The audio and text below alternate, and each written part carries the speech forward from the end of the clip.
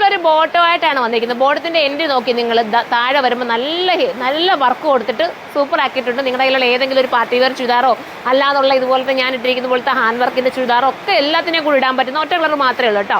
ഇതിന് മഴയുള്ളത് കൊണ്ട് sound correct ആകുന്നു എന്ന് എനിക്കറിയില്ല. നല്ല മഴയുണ്ട് കേട്ടോ. നിങ്ങൾക്ക് അവിടെയൊക്കെ മഴയാണെന്ന് വിശ്വസിക്കുന്നു. നല്ല മഴയുണ്ട്.